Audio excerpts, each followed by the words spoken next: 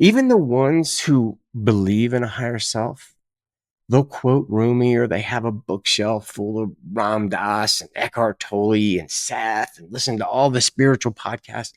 But when life asks them to leap, suddenly that inner voice needs a fucking spreadsheet, 2 tarot readings, and a Reiki session just to validate it.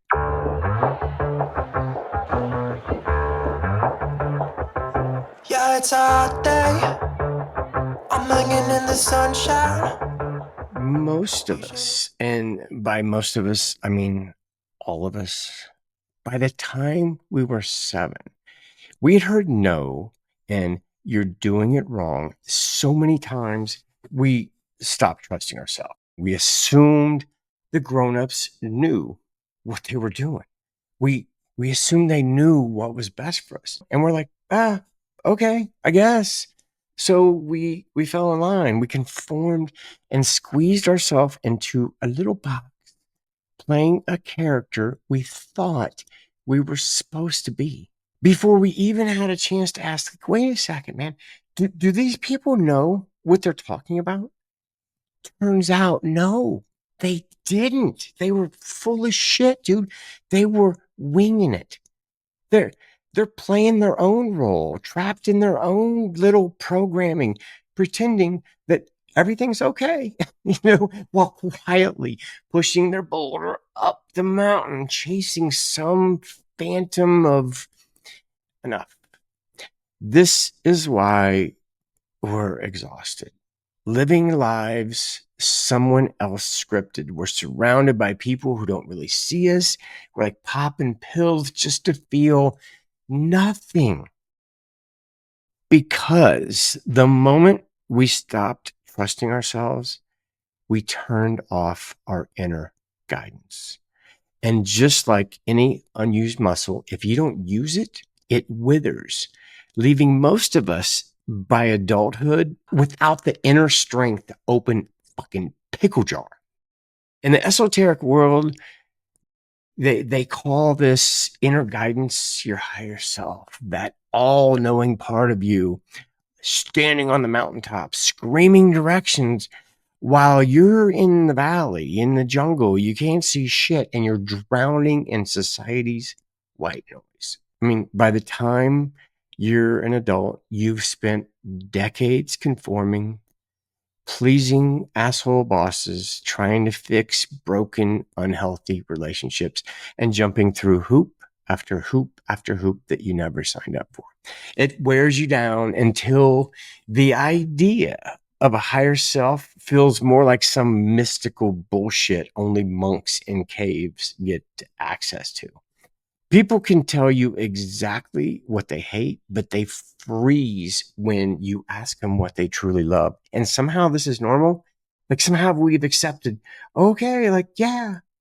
Even the ones who believe in a higher self, they'll quote Rumi or they have a bookshelf full of Ram Dass and Eckhart Tolle and Seth and listen to all the spiritual podcasts. But when life asks them to leap, suddenly that inner voice needs a fucking spreadsheet, 2 tarot readings, and a Reiki session just to validate it.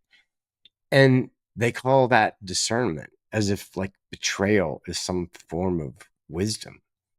They don't hear the nudge, or worse, they do hear it, but they let it drown in static. What if? And be practical until the voice goes silent. What if I told you your higher self is as real as that ridiculous Christmas cheese grater you impulse bought at 2 a.m. on TikTok? Because, hey, man, who doesn't need a fucking 4th cheese grater, right? I mean, this is America.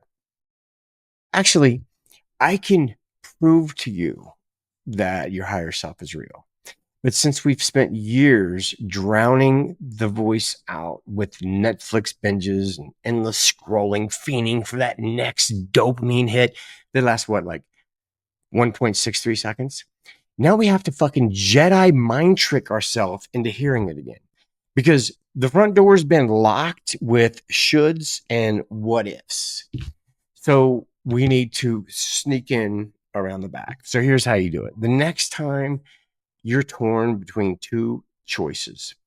Flip a fucking coin. I'm serious. Heads is option A, tails is option B. But here's the catch. You've got to fully surrender to the result. There's no take backs. There's no best 2 out of 3. The millisecond that coin lands, you'll feel it viscerally. Like, oh fuck, I didn't want that, or that quiet. Yeah. That's your higher self cutting through the noise. We're experts at knowing what we don't want because that voice screams, but our true desires, they whisper. The coin trick forces you to stop thinking and start feeling. And if you do it enough, you're going to discover something wild. The coin becomes irrelevant because this was never about chance. It was about hacking hesitation to hear what you already knew. But here's the thing most people don't realize your higher self isn't make believe. It doesn't care if you believe in it or not. It's not asking for your faith, it's asking for your attention. This isn't about believing. It's about remembering how to listen, not with your ears, but with the senses you used as a child, that quiet knowing, that deep curiosity, that inner spark that knew what felt right without needing a reason. It's still there, that child in you, the one who listened with wonder and not fear, without filters. They want to come back out and play. Okay, man, that's it. If you enjoy this type of content, please hit like and, or, don't. I wrote a children's book called What's Up. It was a passion project that took me 6 years to finish and publish. I'm so proud of it. It's a playful version of exactly what I just discussed in this video. So if you got little ones, you'll love it. And, or if you just like a good story with the message, you're going to dig it. I'll put the link in the description. Okay, man, I hope you guys have an amazing day, and I will be seeing you soon. Peace. On a wave of good feelings. Well, it's just another Friday in paradise. So bring your A game, cause you know this party won't stop. We could never run out of time, sipping strawberry lime. You know I wanna share it with you.